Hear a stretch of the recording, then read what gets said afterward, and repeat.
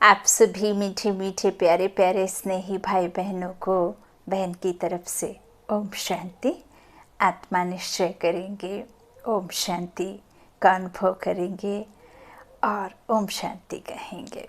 बाप दादा की छत्र छाया में रोज की तरह हर पल हर क्षण उस सुप्रीम ज्ञान सूर्य को अनुभव करेंगे और अपने ऊपर महसूस करते हुए उसका सहारा लेते हुए हर क्षण हम शांत स्वरूप आत्माएं हैं ऐसा अनुभव करेंगे।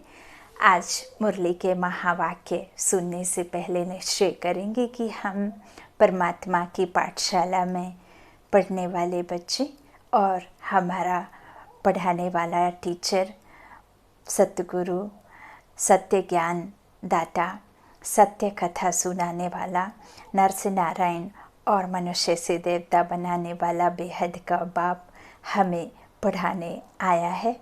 तो इस खुशी का नशा सदा हर क्षण हर पल अंदर से होना, बाहर से नहीं। अच्छा, आज 3/6/2022 के ईश्वरीय महावाक्य हैं। बाबा ने मीठे मीठे प्यारे प्यारे बच्चों से कहा, मीठे बच्चे, यह खेल है कब्रिस्तान और परिस्तान का। इस समय कब्रिस्तान है, फिर परिस्तान बनेगा। तुम्हें इस कब्रिस्तान से दिल नहीं लगानी है। यहाँ जो भी हम देख रहे हैं सब कब्र में परिवर्तित होने वाला है और परिस्तान बनेगा जब यह सब समाप्त होगा। तब एक तरफ कंस्ट्रक्शन और एक तरफ डिस्ट्रक्शन साथ साथ चल रहे हैं। कंस्ट्रक्शन गुप्त रीति है और डिस्ट्रक्शन तो दिख ही रहा है। सो इन सब से दिल लगाना नहीं चाहिए। प्रश्न है मुरली का, मनुष्य कौन सी एक बात को जान ले तो सब संशय दूर हो जाएंगे। उत्तर में बाबा ने कहा, बाप कौन है, वह कैसे आते हैं, यह बात जान ले तो सब संशय दूर हो जाएंगे। जब तक बाप को नहीं जाना तब तक संशय मिट नहीं सकते। निश्चय बुद्धि बनने से विजय माला में आ जाएंगे। लेकिन एक एक बात में सेकंड में पूरा निश्चय होना चाहिए। गीत है, छोड़ भी दे आकाश सिंहासन। ओम शांति। बाप बैठ बच्चों को समझाते हैं, यह है बेहद का रूहानी बाप। आत्माएं सभी रूप को जरूर बदलती हैं। निराकार से साकार में आते हैं पाठ बचाने कर्म क्षेत्र पर। ये हमारी कर्म भूमि है। इस पर हम आत्माएं ये व्यक्त शरीर लेकर पाठ बचाते हैं। बच्चे कहते हैं, बाबा आप भी हमारे मुआफिक रूप बदलो। ज़रूर साकार रूप धारण करके ही तो ज्ञान देंगे ना, मनुष्य का ही रूप लेंगे ना। बच्चे भी जानते हैं हम निराकार हैं फिर साकार बनते हैं। बरोबर है भी ऐसे। वह है निराकारी दुनिया। यह बाप बैठ सुनाते हैं, कहते हैं, तुम अपने 84 जन्मों की कहानी को नहीं जानते हो। मैं इनमें प्रवेश कर इनको समझा रहा हूँ। यह तो नहीं जानते हैं ना, कृष्ण तो सतयुग का प्रिंस है। इनको आना पड़ता है पतित दुनिया, पतित शरीर में। कृष्ण गोरा था फिर काला कैसे हुआ, यह कोई जानते नहीं। कहते हैं सर्प ने डसा। वास्तव में यह है 5 विकारों की बात। जब 5 विकार आ जाते तो उससे आत्मा काली बन जाती है। फिर उससे ही कह दिया कि सर्प ने डसा। हाँ, तो ये 5 विकारों रूपी जब सर्प डसता है तब फिर काले बनते हैं, आत्मा काली बनती है। शरीर तो तब का तब विनाश हो जाता है, 5 तत्व का बना उसी में विलीन हो जाता है। तो उसके साथ तो संस्कार जाते नहीं, आत्मा में भरते जाते हैं, है ना। नीचे उतरती जाती है फिर ऊपर चढ़ती है। तो इस तरह से 5 विकारों की बात है। काम चिता पर बैठने से काले बन जाते हैं। श्याम सुंदर कृष्ण को ही कहते हैं। मेरा तो शरीर ही नहीं है जो गोरा व सांवरा बने। परमात्मा कहते हैं, मेरा तो शरीर ही नहीं है जो मैं काला और गोरा बनूं, है ना। जिसका शरीर है वो काला और गोरा बने। मैं तो एवर पावन हूँ। मैं कल्प कल्प संगम पर आता हूँ। जब कलयुग का अंत सतयुग का आदि होता है, मुझे ही आकर स्वर्ग की स्थापना करनी है। सतयुग है सुखधाम, कलयुग है दुखधाम। इस समय मनुष्य मात्र सब पतित हैं। सतयुग के लक्ष्मी नारायण महाराजा महारानी की गवर्नमेंट को भ्रष्टाचारी तो नहीं कहेंगे। यहाँ सब हैं पतित। भारत स्वर्ग था तो देवी देवताओं का राज्य था। एक ही धर्म था, अद्वैत राज्य था। संपूर्ण पावन श्रेष्ठाचारी थे। भ्रष्टाचारी श्रेष्ठाचारियों की पूजा करते हैं। सन्यासी पवित्र बनते हैं तो अपवित्र उनको माथा टेकते हैं। सन्यासी को गृहस्थी फॉलो तो कुछ करते नहीं, सिर्फ कह देते हैं मैं फलाने सन्यासी का फॉलोअर्स हूँ। सो तो जब फॉलो करो तुम भी सन्यासी बन जाओ, तब कहेंगे फॉलोअर्स। गृहस्थी फॉलोअर्स बनते हैं, परंतु वह पवित्र तो बनते नहीं। ना सन्यासी उनको समझाते हैं, ना वह खुद समझते हैं कि हम फॉलो तो करते नहीं हैं, यहाँ तो पूरा फॉलो करना है। माता पिता को गाया जाता है फॉलो फादर मदर, और संग बुद्धि योग तोड़ना है। सभी देहधारियों से तोड़ मुझ एक बाप से जोड़ो, तो बाप के पास पहुँच जाएंगे, फिर सतयुग में आ जाएंगे। तुम ऑलराउंडर हो। और एक बहुत प्यारी सी 2 लाइनें याद आती हैं। एक बात सुन लो बाबा, थोड़ी थोड़ी थोड़ी है, और संग तोड़ प्रीत आप संग जोड़ी मैंने, आप संग जोड़ी है, और संग तोड़ी है, आप संग जोड़ी है। एक बात सुन लो बाबा, थोड़ी थोड़ी थोड़ी है। तो बाबा ने कहा भी है कि आपको बुद्धि योग सबसे तोड़कर एक बाप के साथ जोड़ना है। सभी देहधारियों से तोड़ मुझे एक बाप से जोड़ो, है ना। तो क्या होगा, बाप के पास पहुंच जाएंगे, फिर सतयुग में आ जाएंगे। तुम ऑलराउंडर हो, बाबा कहते हैं। 84 जन्म लेते हो, आदि से अंत तक, अंत से आदि तक तुम जानते हो। हमारा ऑलराउंड पार्ट चलता है आत्मा का। दूसरे धर्म वालों का आदि से अंत तक पार्ट नहीं चलता। जो फर्स्ट में आते हैं उनके ही 84 जन्म होते हैं, है ना। तो 84 का चक्र वही लगाएंगे। ब्राह्मण सो फरिश्ता, फरिश्ता सो देवता, है ना। तो इस तरह से उनका ही पाठ चलता है आदि से अंत तक। आदि सनातन है ही एक देवी देवता धर्म। पहले पहले सूर्यवंशी थे। अब तुम जानते हो हम ऑलराउंड 84 जन्मों का चक्कर लगाते हैं, और हम सिर्फ कुछ एक हिस्से का नहीं, बल्कि ये चांद सूरज के भी बादशाह हम ही होते हैं। एक ही हम मालिक होते हैं सबके, है ना। तो कितना बड़ा प्राप्ति प्रालब्धि है बाबा से, है ना। इस तरह से बाबा कहते हैं। और दूसरे धर्म वालों का तो वो हो ना सके, है ना। तो अब तुम जानते हो हम ऑलराउंड 84 जन्मों का चक्कर लगाते हैं। बाद में आने वाले तो ऑलराउंडर हो ना सके। यह समझ की बात है ना। बाप के सिवाय कोई समझा ना सके, यह समझ की बात है। पहले पहले है ही डीटीज्म, देवी देवता धर्म। आधा कल्प सूर्यवंशी चंद्रवंशी राज्य चलता है। अभी तो यह बहुत छोटा सा युग है। इनको ही संगम कहते हैं, कुंभ भी कहते हैं। उनको ही याद करते हैं। हे परम पिता परमात्मा, आकर हम पतितों को पावन बनाओ। बाप से मिलने लिए कितना भटकते रहते हैं। यज्ञ तप दान पुण्य आदि करते रहते हैं, फ़ायदा कुछ भी नहीं होता है। अब तुम भटकने से छूट गए हो। वह है भक्ति कांड, यह है ज्ञान कांड। भक्ति मार्ग आधा कल्प चलता है, यह है ज्ञान मार्ग। इस समय तुमको पुरानी दुनिया से वैराग्य दिलाते हैं, इसलिए तुम्हारा यह है बेहद का वैराग्य, क्योंकि तुम जानते हो यह सारी दुनिया कब्रिस्तान होनी है। इस समय कब्रिस्तान है, फिर पारिस्तान बनेगा। यह खेल है कब्रिस्तान परिस्तान का। बाप परिस्तान स्थापन करते हैं जिसको याद करते हैं, रावण को कोई याद नहीं करते हैं। मुख्य एक बात समझने से फिर सब संशय मिट जाएंगे। जब तक पहले बाप को नहीं जाना है तो संशय बुद्धि ही रहेंगे। संशय बुद्धि विनशंति बरोबर हम सब आत्माओं का वह बाप है।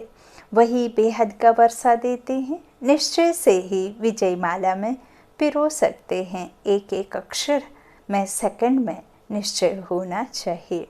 बाबा कहते हैं तो पूरा निश्चय होना चाहिए ना।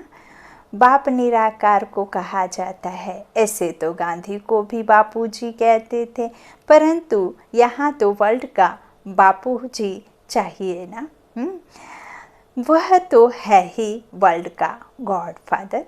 वर्ल्ड का गॉड फादर वह तो बहुत बड़ा हुआ ना। उनसे वर्ल्ड की बादशाही मिलती है। ब्रह्मा द्वारा स्थापना होती है विष्णु के राज्य की। तुम जानते हो हम ही विश्व के मालिक थे। हम सो देवी देवता थे, फिर चंद्रवंशी, वैश्यवंशी, शूद्रवंशी बने। इन सब बातों को तुम बच्चे ही समझते हो। बाप कहते हैं मैं इस मेरे ज्ञान यज्ञ में विघ्न बहुत पड़ेंगे। यह है रुद्र ज्ञान यज्ञ। इससे विनाश ज्वाला प्रज्वलित होती है। इसमें सारी पुरानी दुनिया खत्म हो, एक देवता धर्म की स्थापना हो जाएगी। तुमको समझाने वाला बाप है। वह सच बोलते हैं। नर से नारायण बनने की सत्य कथा सुनाते हैं। यह कथा तुम अभी ही सुनते हो। यह कोई परंपरा नहीं चलती है। अब बाप कहते हैं तुमने 84 जन्म पूरे किए हैं। अब फिर नई दुनिया में तुम्हारा राज्य होगा। यह है राजयोग का ज्ञान। सहज राजयोग की नॉलेज एक परमपिता परमात्मा के पास ही है, जिसको प्राचीन भारत का राजयोग कहते हैं। बरोबर कलयुग को सतयुग बनाया था। विनाश भी शुरू हुआ था। मुसलों की ही बात है। सतयुग त्रेता में तो कोई लड़ाई होती नहीं, बाद में शुरू होती है। यह मुसलों की है लास्ट लड़ाई। आगे तलवार से लड़ते थे, फिर बंदूकबाजी चलाई, फिर तोप निकाली, अब बॉम्ब्स निकाले हैं। बाबा ने क्या कहा? आगे तलवार से लड़ते थे, फिर बंदूकबाजी चलाई, फिर तोप निकाली, हाँ अब बॉम्ब्स निकाले, नहीं तो सारी दुनिया का विनाश कैसे हो। ये भी बाबा कहते हैं वो एक तरह से हमारे लिए इस स्थापना के कार्य में क्या कर रहे हैं, सहायक हैं, है ना। तो बाबा के बच्चे अच्छी रीति इस बात को समझेंगे, पॉइंट्स को, है ना। नहीं तो विनाश कैसे हो। फिर उनके साथ नेचुरल कैलेमिटीज़ भी हैं, उससे भी सफाई होनी है। मूसलाधार बरसात, फैमन, यह है नेचुरल कैलेमिटीज़। समझो अर्थक्वेक होती है, उसको कहते हैं नेचुरल कैलेमिटीज़। अब मान लीजिए आप बहुत अधिक बीमारी से ग्रसित हैं, कोई विकराल ऐसी कहना चाहिए बीमारी है जो इसको ठीक करने बहुत मुश्किल है। आपके पास बहुत सहूलधन है, आप चाहते हैं डॉक्टर के पास, है ना। अब बाबा कहते हैं ये जो दवा हैं, डॉक्टर्स हैं, ये सब जो भी हैं, हॉस्पिटल के हॉस्पिटल यदि नेचुरल कैलेमिटीज़ आ गई, उस समय जब हॉस्पिटल ही नहीं, डॉक्टर ही नहीं, कोई नहीं, तो आपकी बीमारी कैसे ठीक होगी। नेचुरल कैलेमिटीज़ के समय आपको कौन सी शक्ति, कौन सा बल, कौन सा भरोसा आपको साथ रहेगा। ये मनन चिंतन करने की बातें हैं। बाबा हमसे रोज़ क्यों बार बार रिपीट करते हैं। बाबा हर दूसरे दिन और हर एक दिन की इस मुरली रूपी पढ़ाई में, इस बच्चों के लिए लिखे गए लेटर के द्वारा, पत्र के द्वारा, बाबा हर एक बात कई बार रिपीट करते हैं। क्यों करते हैं? कौन सा ऐसा टीचर होगा जो एक स्टूडेंट को बार बार वही बात बोलेगा? कौन बोलता है? आप नॉर्मल लौकिक जीवन में जब पढ़ाई करते हैं, एक टीचर से आप 4 बार रिपीटेडली क्वेश्चन पूछ लें तो वो आपको पनिश करता है। यहाँ देखिए, ये बेहद का टीचर हमको एक ही बात को बार बार खुद ब खुद बताते हैं, क्योंकि वो बेहद का टीचर जानता है कि अभी मेरे हर एक दिन नए नए बच्चे इस क्लास में जुड़ रहे हैं।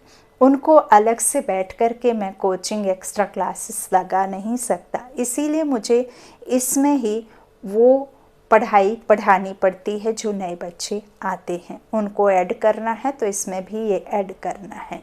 फिर कुछ ना कुछ बाबा एक नया भी डालते हैं जो एकदम नया होता है, तो यह सब बातें बाबा हमें समझाते हैं। तो वही एक टीचर है जो बार बार बच्चों को कर्मातीत बनने की स्थिति तक ये पढ़ाई वैसे ही रिपीटेडली पढ़ाते रहेंगे, है ना। तो बाबा कहते हैं जो मूसलाधार बरसात, फैमन आदि है ना, उन्हें जो नेचुरल कैलेमिटीज़, उसमें कोई क्या कर सकते हैं? कोई ने अपना इंश्योरेंस भी किया हो तो कौन और किसको देगा? अगर आपने बैंक में लॉकर में अपना मनी इकट्ठा करके रखा हुआ है, डिपॉजिट है या जो भी रखा हुआ है, अब बैंक में ही पानी फुल हो गया, ऊपर से वो बैंक तैरने लगी, आप किसके ऊपर क्लाइम करेंगे? किससे कंप्लेन करेंगे जा कर के? तो यह है नेचुरल कैलेमिटीज़, है ना। अब बाबा कहते हैं इंश्योरेंस भी किया तो कौन और किसको देगा? सब मर जाएंगे, किसको कुछ भी मिलेगा नहीं। अभी तुम्हें फिर इंश्योर करना है बाप के साथ। इंश्योर भक्ति में भी करते हैं, परंतु वह आधा कल्प का रिटर्न मिलता है। यह तो तुम डायरेक्ट इंश्योर करते हो। कोई सब कुछ इंश्योर करेगा तो उनको बादशाही मिल जाएगी। जैसे बाबा अपना बतलाते हैं, सब कुछ दे दिया, बाबा पास फुल इंश्योर कर लिया तो फुल बादशाही मिलती है। ब्रह्मा बाबा ने किया ना, तो बाकी तो यह दुनिया ही खत्म हो जाती है। यह है मृत्यु लोक। किनकी दबी रहेगी धूल में, किनकी राजा खाए। जब कहाँ आग लगती है व कोई आफत आती है तो चोर लोग लूटते हैं, और जो सेवाधारी सेवा करने वाले वहाँ जाते हैं, वॉरियर्स, वो क्या करते हैं? क्या उनको दिखता होगा तो वो नहीं उठाते होंगे, नहीं निकालते होंगे पैसा, धन, माया, कोई ज्वेलरी, कोई ऑर्नामेंट्स रहता होगा तो क्या वो छोड़ देते होंगे, है ना। तो जब कोई आफत आती है जहाँ सब मर जाते हैं तो चोर लोग आकर के लूटते हैं। यह समय ही अंत का है, इसलिए अब बाप को याद करना है, मदद करनी है। इस समय सब पतित हैं, वह पावन दुनिया स्थापन कर ना सके। यह तो बाप का ही काम है। जो पावन है वही पावन दुनिया को स्थापन कर सकता है।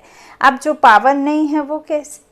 तो बाप को ही बुलाते हैं, निराकारी दुनिया से आओ आकर रूप धरो। तो बाप कहते हैं मैं साकार में आया हूँ, रूप धरा है, परंतु हमेशा इसमें नहीं रह सकता हूँ।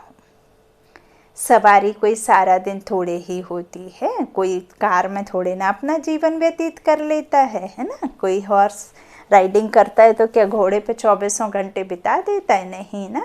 तो बाबा कहते हैं ऐसे थोड़े ना पूरे दिन सवारी करते हैं। बैल की सवारी दिखाते हैं, भाग्यशाली रथ मनुष्य का दिखाते हैं। अब यह राइट है या वह? बाबा कहते हैं गौशाला दिखाते हैं ना, गौमुख भी दिखाया है। बैल पर सवारी और फिर गौमुख से नॉलेज देते हैं। तो अब देखिए यहाँ कितना आसान है बाबा के ज्ञान को समझना।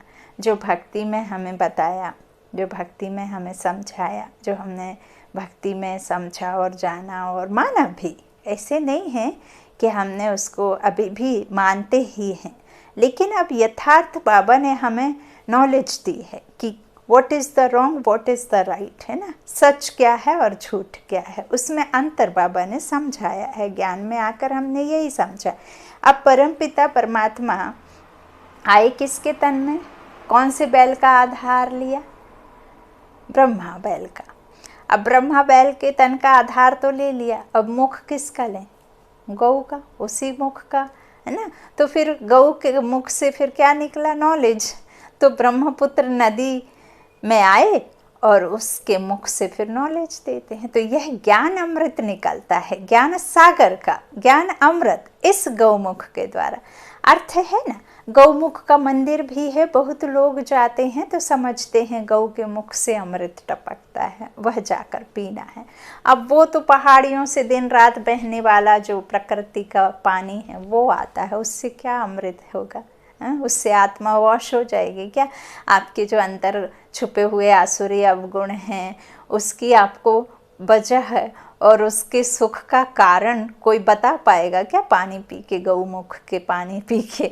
तो बाबा कहते इस तरह से अमृत टपकता है, ऐसा कहते हैं, वह जाकर पीना है। 700 सीढ़ियाँ हैं, सबसे बड़ा गौमुख तो यह है।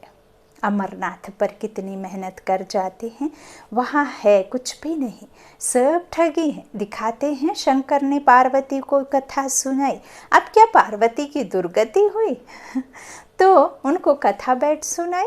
मनुष्य मंदिर आदि बनाने में कितना खर्चा करते हैं, बाप कहते हैं खर्चा करते करते तुमने सब पैसे गंवा दिए हैं। तुम कितने सॉल्वेंट थे, अब इनसॉल्वेंट बन गए हो, फिर मैं आकर सॉल्वेंट बनाता हूँ। तुम जानते हो बाप से हम वर्षा लेने आए हैं, तुम बच्चों को दे रहे हैं। भारत है परमपिता परमात्मा का बर्थ प्लेस, तो सबसे बड़ा तीर्थ हुआ ना। फिर सर्व पतितों को पावन भी बाप ही बनाते हैं। गीता में अगर बाप का नाम होता तो सभी यहाँ आकर फूल चढ़ाते। बाप के सिवाय सभी को सदगति कौन देता है? भारत ही सबसे बड़ा तीर्थ है, परंतु कोई को मालूम नहीं है ना। नहीं तो जैसे बाप की महिमा अपरंपार है, वैसे भारत की भी महिमा है। हेल और हेवन भारत बनता है, अपरंपार महिमा है ही हेवन की, अपरंपार निंदा फिर हेल की करेंगे। तुम सच्चे सचखंड के मालिक बनते हो, यहाँ आते हो बाबा से बेहद का वर्षा लेने। बाप कहते हैं मन मना भव और सबसे बुद्धि योग हटाए, मामेकम याद करो, याद से ही पवित्र बनेंगे। नॉलेज से वर्षा लेना है। जीवन मुक्ति का वर्षा तो सबको मिलता है, परंतु स्वर्ग का वर्षा राजयोग सीखने वाले ही पाते हैं। सदगति तो सबकी होनी है ना, सबको वापस ले जाएंगे। बाप कहते हैं मैं कालों का काल हूँ, महाकाल का भी मंदिर है। बाप ने समझाया है, अंत में प्रत्यक्षता होगी तब समझेंगे कि बरोबर इन्हों को बतलाने वाला बेहद का बाप ही है। कथा सुनाने वाले अगर अब कहें गीता का भगवान कृष्ण नहीं शिव है, तो सब कहेंगे इनको भी बीके का भूत लगा है, इसलिए इनका अभी टाइम नहीं है। बाबा कहते पिछाड़ी को मानेंगे, अभी है ही नहीं ड्रामा में। तो अभी मान लेवे तो उन्हों की सारी ग्राहकी चली जाए।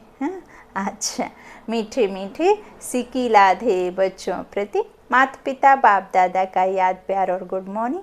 रूहानी बाप की रूहानी बच्चों को नमस्ते। हम रूहानी बच्चों की रूहानी माता पिता बाप दादा को याद प्यार और गुड मॉर्निंग। शुक्रिया बाबा, मीठे बाबा, प्यारे बाबा। धारणा के लिए मुख्य सार पहला बाबा ने कहा, और सब संग तोड़ माता पिता को पूरा पूरा फॉलो करना है।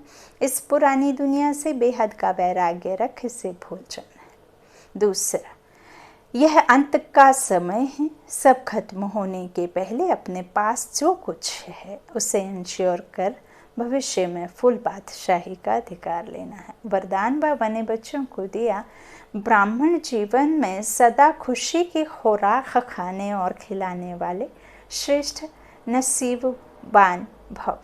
विश्व के मालिक के हम बालक सो मालिक हैं। इसी ईश्वरीय नशे और खुशी में रहो।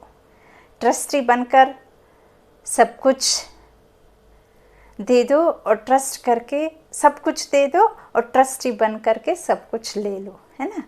तो विश्वास करना है, दोनों तरफ विश्वास की डोर से बांधना है, संबंध में बांधना है ना। और पिता और बच्चे का संबंध और बच्चे और पिता का संबंध, दोनों में फ़ायदा हमारा ही है, बाप का तो कुछ फ़ायदा नहीं। तो इसी ईश्वरीय नशे में खुशी में रहो। वाह मेरा श्रेष्ठ भाग्य अर्थात नसीब। इसी खुशी के झूले में सदा झूलते रहो, सदा खुश नसीब भी हो और सदा खुशी की खुराक खाते और खिलाते भी हो। औरों को भी खुशी का महादान दें, खुश नसीब बनाते हो। आपके जीवन ही खुशी है, खुश रहना ही जीना है, यही ब्राह्मण जीवन का श्रेष्ठ वरदान है। स्लोगन बाबा ने दिया, हर परिस्थिति में सहनशील बनो तो मौज का अनुभव करते रहेंगे। हर परिस्थिति में सहनशील बनो तो मौज का अनुभव करते रहेंगे। मातेश्वरी जी के अनमोल महावाक्य। पहला, यह अपना ईश्वरीय ज्ञान अपनी बुद्धि से नहीं निकाला हुआ है, ना कोई अपनी समझ अथवा कल्पना है अथवा संकल्प है, परंतु यह ज्ञान सारी सृष्टि का जो रचता है उस द्वारा सुना हुआ ज्ञान है, और साथ साथ सुनकर अनुभव और विवेक में जो लाया जाता है वो प्रैक्टिकल आपको सुना रहे हैं। यूं ही मुंह बोली कानों सुनी बात नहीं है, है ना, प्रैक्टिकल स्वरूप बन करके सुना रहे हैं। अगर अपने विवेक की बात होती तो सिर्फ अपने पास चलती, परंतु यह तो परमात्मा द्वारा सुन विवेक से अनुभव में धारण करते हैं। जो बात धारण करते हैं वो ज़रूर जब विवेक और अनुभव में आती है तब अपनी मानी जाती है। यह बात भी इन द्वारा हम जान चुके हैं। तो परमात्मा की रचना क्या है, परमात्मा क्या है, बाकी कोई अपने संकल्प की बात नहीं है। अगर होती तो अपने मन में उत्पन्न होती। यह अपना संकल्प है, इसलिए जो अपने को स्वयं परमात्मा द्वारा मुख्य धारणा योग पॉइंट मिली हुई हैं वो है मुख्य योग लगाना। परंतु योग के पहले ज्ञान चाहिए। अब बिना जाने, बिना समझे, बिना पहचाने, बिना संबंध जोड़े कैसे याद आ जाएगी किसी से। तो यूँ तो फिर हमें किसी से लाख रुपए मिलना है तो वो बुद्धि योग है, जब तक उससे नहीं मिलेंगे तब तक हमारी बुद्धि उससे लगी रहेगी। लेकिन यहाँ हमारा दिल से संबंध है बाबा के साथ में, है ना, क्योंकि हमारा संबंध बाबा से जन्मों जन्मों का है, कल्प कल्पांतर का है, और वो हम सबका पिता है। और अभी कल्प में मिलते हैं हमारे बिछड़े हुए दूरंदेशी रहने वाले, है ना, बाबा। तो इस तरह से जो है ज्ञान, है ना, चाहिए किससे पहले, जुड़ने से पहले, है ना, कि हम क्यों याद करें, हमें उनसे क्या मिलना है, वो हैं कौन हमारे, है ना। तो इस तरह से जब तक नहीं पता चलेगा कैसे आप जुड़ जाएंगे। तो पहले ज्ञान चाहिए। योग करने के लिए पहले ज्ञान क्यों कहते हैं, पहले सोचना समझना और बाद में योग लगाना, है ना। अब आप किचन में ऐसे तो नहीं है ना कि आपको चपाती बनानी है, रोटी सेकनी है, तो आप क्या करते हैं, उसमें क्या पानी की जगह दाल से गूँथ देंगे, राइस डाल के गूँथ देंगे, कुछ भी कुछ होता तो है ना। पहले सोचना समझना, बाद में उसको करना। तो इस तरह से हमेशा ऐसे कहा जाता है पहले समझ चाहिए, नहीं तो उल्टा कर्म चलेगा। इसलिए पहले ज्ञान जरूरी है। ज्ञान एक ऊंची स्टेज है जिसको जानने के लिए बुद्धि चाहिए, क्योंकि ऊंचे ते ऊंचा परमात्मा हमको पढ़ाता है, तो ऊंची ते ऊंची बुद्धि चाहिए। दूसरा, यह ईश्वरीय ज्ञान एक तरफ तोड़ना, दूसरे तरफ जोड़ना। एक परमात्मा के संग जोड़ो, जिस शुद्ध संबंध से हमारे ज्ञान की सीढ़ी आगे बढ़ेगी, क्योंकि इसी समय आत्मा कर्म बंधन वश हो गई है। वह आदि में कर्म बंधन से रहित थे, बाद में कर्म बंधन में आई और अब फिर से उनको अपने कर्म बंधनों से छूटना है। अब अपने कर्मों की बंधाए माने भी ना हो और कर्म करना अपने हाथ में रहे। माना कर्म पर कंट्रोल हो तब ही कर्मों की बंधाई मानी नहीं आएगी। इसको ही जीवन मुक्ति कहते हैं। अब बहनें घर में काम करती हैं तो कितना चिड़चिड़ करती हैं, है ना, क्योंकि बंधन समझती हैं ना, हाय रे मेरी किस्मत में कहाँ फंस गई, हाय रे मैं अकेले कर रही हूँ, कोई नहीं है दूर दूर तक, हाय रे मेरा भाग्य, कहाँ किस्मत लिखा के आई थी। अब बाबा यही समझा रहे हैं कि अब जो तुम्हारे में है कर्मों की बंधाई मानी नहीं आएगी। क्यों, कैसे नहीं आएगी?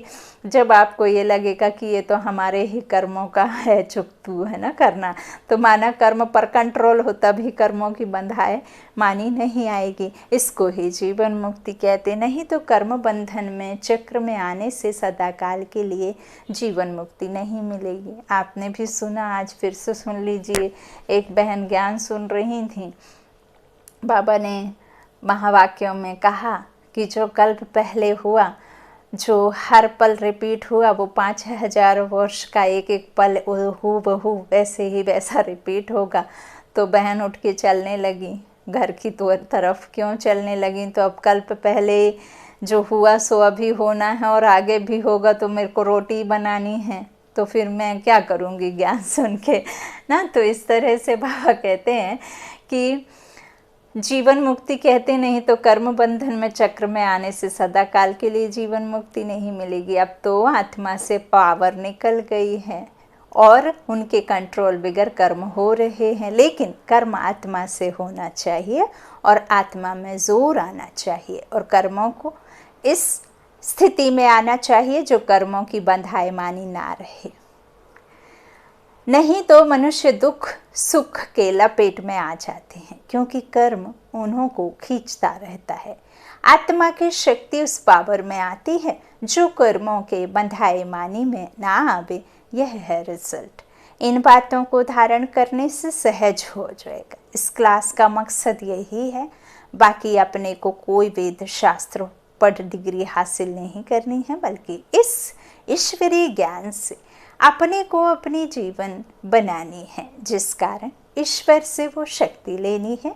अच्छा, ओम शांति, ओम शांति।